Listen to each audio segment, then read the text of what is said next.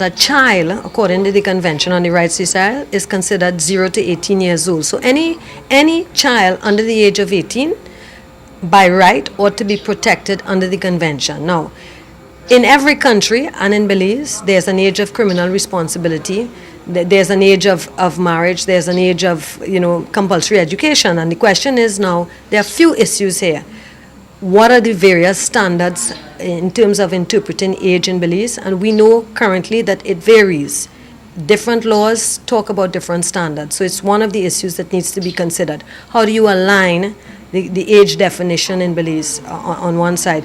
The other thing is, we say a child of 15 killed a man and people are enraged. Certainly people are enraged anytime somebody dies, okay?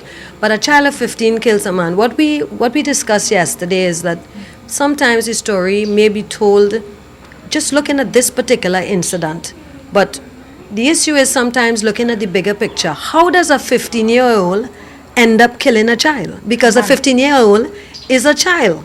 So, and end up killing someone else. How does that happen? And when you tend to go back, if the media were to sometimes really tell the story, you go back, you start to discover the kind of life that child has had, who may have been abused and so on. Now, we can't make a judgment on this, and that's why I say that it is a standard that needs to be set. But what we know is that all children have the right to protection, and it certainly means that a child who has committed a crime or is in some way a delinquent needs obviously to be cared for, needs to be given certain skills, certain counseling, certain type of therapeutic care and different things, and then finally reintegrated into society if they're not convicted, because it depends on the laws. And if convicted, their identities are never known, because when they committed the crime, they were a child.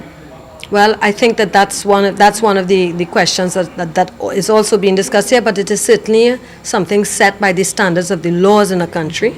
And what we are attempting to do is to really look at children's lives broadly, understand the full picture, and try to see, as they go across the life cycle, how can we do to ensure that a child doesn't arrive at 15 years old killing someone, and when they do, how can we ensure that there's justice, but there's justice in a way that the children's rights are protected. I mean, and that some kind of alternatives are put in place so that child can be reintegrated. Because I'm sure when the child was born, it was never intended that anybody's son grows up to become a murderer. That's certainly not on the cards, and it's a difficult thing. It's a very complex issue, and one that deserves discussion not just by media, but I think by the human services and much more to clarify really how do we manage it.